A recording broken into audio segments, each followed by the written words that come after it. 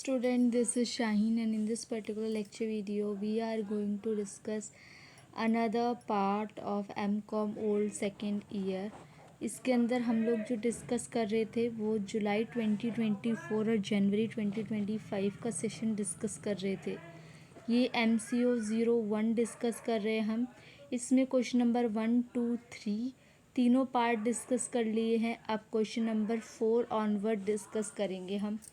सबसे पहले question number 4 में बोला है कि आपको क्या लगता है कि जो पोजीशनल पावर होती है ये सबसे ज़्यादा पावरफुल होती है, अगर ऐसा है तो क्यों है, और अगर डिफरेंट टाइप की और फॉर्मल पावर होती है तो वो कौन सी होती है।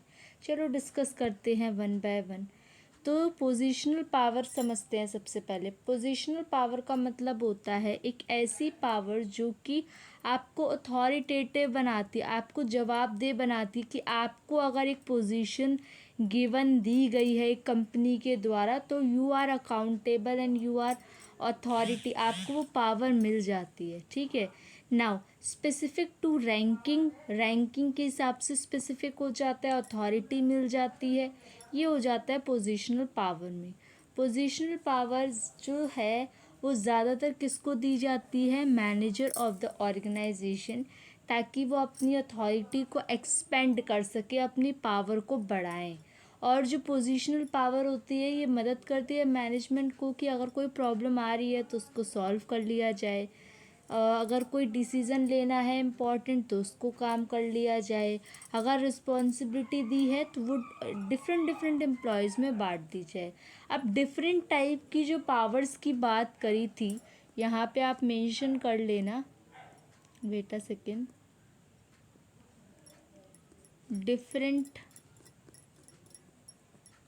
Types of formal power are legitimate power. सबसे पहले लेगिटिमेट पावर, लेगिटिमेट पावर में कौन सी पावर आती है, जैसे प्रेसिडेंट, प्राइम मिनिस्टर, CEO, मतलब उनकी पोजीशन की, ओहदा की, जो भी आपकी क्या होती है पोजीशन, वो लेगिटिमेट पावर होती है। रिवॉर्ड पावर क्या होता है, जब आपने किसी काम को किया तो या तो आपको पनिशमेंट मिली या तो प्रेज़ मिला, तो जो प्रेज़ वाली चीज़ होती है ये मोटिवेटर फैक्टर होती है, तो ये रिवॉर्ड पावर में कंसिडर की जाती है। कोअर्सिव पावर होती है जब किसी को डरा धमका के कोई काम किया जाता है कि आपको पनिशमेंट मिलेगी अगर आप ये काम नहीं करोगे तो। इंफॉर्मेशनल पावर कौन सी होती है, जब इंफॉर्मेशन दी जाती है और इंफॉर्मेशन से रिलेटेड डिसीजन किए जाते हैं। ना fifth part is, question number 5 कह रहा है कि आपको कमेंट करना है इन फॉलोइंग स्टेटमेंट पे। इमोशन जो होते हैं वो ज़रूरी डिटर्मिनेंट हैं बिहेवियर का, तो ये ऑर्गेनाइजेशन के लिए एप्लीकेबल की जाती है। इमोशन इम्पॉर्टेंट रोल प्ले करता है, ये मैंने बता दिया सारा कुछ इमोशन से रिलेटेड, और 3 कंपोनेंट हैं इमोशन के, वो भी मैंने बता दिया।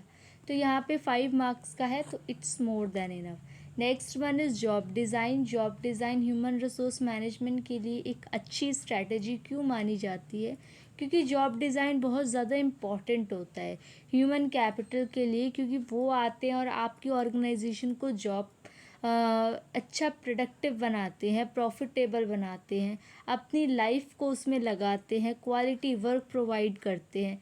इसलिए फिर जॉब की वजह से मोरल भी इन्फ्लुएंस होता है, मोरल इंटरेस्ट बना रहता है, एफिशिएंसी होती है ह्यूमन रिसोर्स की।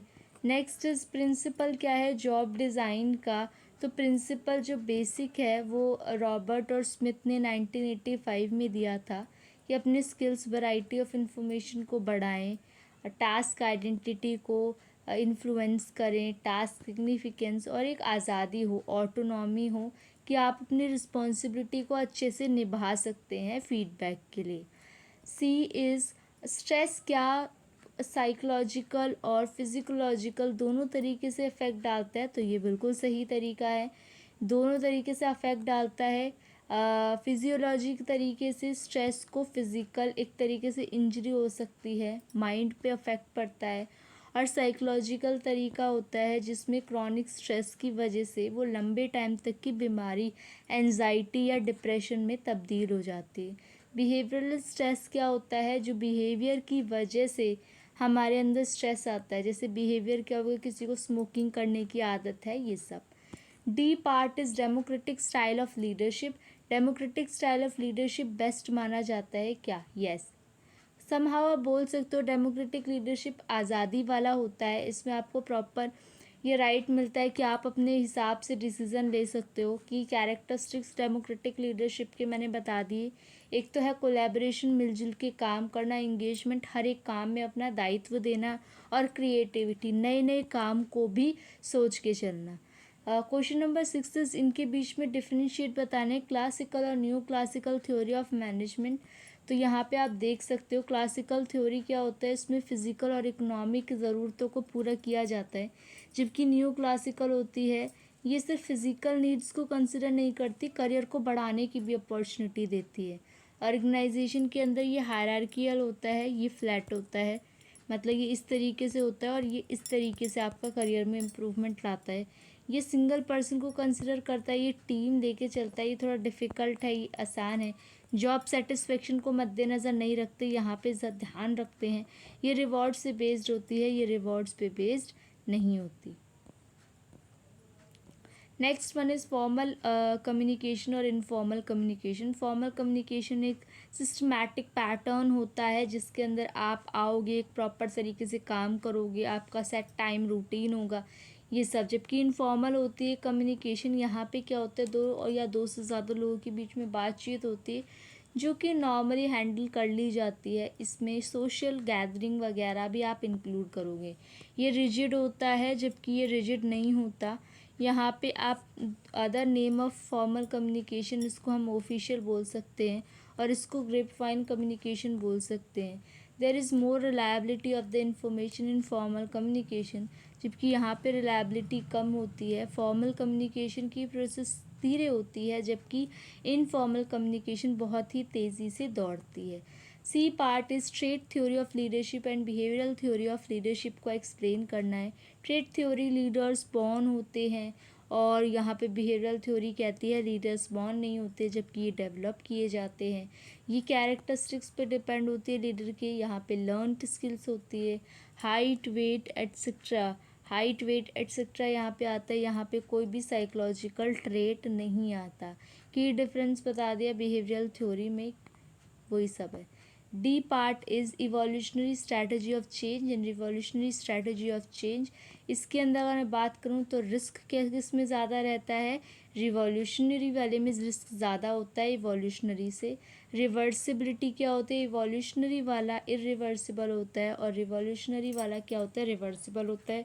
मोटिवेशन की अगर मैं बात करूँ तो प्रेशर और कंपटीशन रहता है इवोल्यूशनरी में, और इवोल्यूशनरी क्या कहता है, आपको चैलेंजेस देता है आपको आगे बढ़ने के लिए।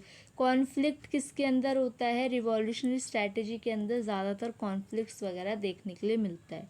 7th क्वेश्चन लास्ट क्वेश्चन है, इसको भी डिस्कस कर लेते हैं। Right short notes on roll of reinforcement. तो रीइंफोर्समेंट एक ऐसी चीज़ होती है जिसके अंदर रिपीटेटिव आपको टास्क दिया जाता है। अगर आप इम्प्रूवमेंट करते हो तो आपको प्रेजेस दी जाती है, और अगर आप इम्प्रूवमेंट नहीं करते, कोई काम गलत करते हो, तो आपको पनिश किया जाता है। तो यही रीइंफोर्समेंट की एक तरीका होता है। Next one is dimension of organisation structure. तो अगर ऑर्गेनाइजेशन स्ट्रक्चर की डायमेंशन की बात करूँ तो एक ऑर्गेनाइजेशन की कैरेक्टरिस्टिक्स के अंदर आ जाता है, जैसे फॉर्मलाइजेशन, जहाँ पे आप डॉक्यूमेंटेशन करोगे रिटन। कॉम्प्लेक्सिटी, थोड़ा सा मुश्किल काम होता है। सेंट्रलाइजेशन, जहाँ पे क्या करोगे, ये ऑर्गेनाइजेशन का डिज़ाइन होता है। फिर यहाँ पे dimension of organisation design, hierarchy of authority, और dimension of organisation design. Wait a second, यहाँ पे ना सब में एक ही पॉइंट है, रुकना 1 मिनट। हाँ, तो ये मैंने चेक कर लिया, यहाँ पे डायमेंशन ऑफ ऑर्गेनाइजेशनल डिज़ाइन ये सही है। इन चारों में ऑर्गेनाइजेशनल डिज़ाइन रहता है, स्टैंडर्डाइजेशन में ऑर्गेनाइजेशनल स्ट्रक्चर रहता है, और इन सब में ऑर्गेनाइजेशनल स्ट्रक्चर रहता है। सोशल लोफिंग क्या है, ये एक सोशल साइकोलॉजी फिनोमेना है जो कि आपके पर्सन को एक गोल की तरफ लेके जाता है, जो कि कहता है कि अगर आप अकेले काम कर रहे हो तो आपका रिज़ल्ट बेटर रहेगा, लेकिन आपको टीम में भी वो रिज़ल्ट लेके आना पड़ेगा। फॉर एग्ज़ाम्पल, अगर एक कंपनी प्रिंटेड काम ठीक से नहीं कर रहा तो ये सोशल लोफिंग यहाँ पे leave it alone and assume that someone else will fix it, कोई और ठीक कर देगा। तो ये वाला सोशल लोफिंग का वाला पार्ट है। Next is theory of attribution. Theory of attribution क्या कहती है? Attribution theory is concern with how ordinary people explain the causes of behaviour and event. Event कैसे हो रहा है या उसके क्या कारण हैं, उनके बिहेवियर को जस्टिफाई करना एट्रीब्यूशन थ्योरी कहलाता है। ठीक है, एट्रीब्यूशन थ्योरी डील करता है how the social perceiver uses the information to arrive at casual explanation। Heider यहाँ पे क्या बोल रखा है? 1958 believe that people are naive psychologists try to make sense of social world. तो इसके बारे में बताया है बेसिकली। तो that is all about this lecture. अब आप लोगों को नेक्स्ट लेक्चर वीडियो में नेक्स्ट असाइनमेंट के साथ मिलते हैं, और कौन सा असाइनमेंट की रिक्वायरमेंट है वो आप लोग कमेंट सेक्शन में मेंशन कर सकते हो। बाकी आप लोगों का काम क्या है? चैनल को सब्सक्राइब करना, शेयर करना video as more as possible. Thank you for watching and be happy students.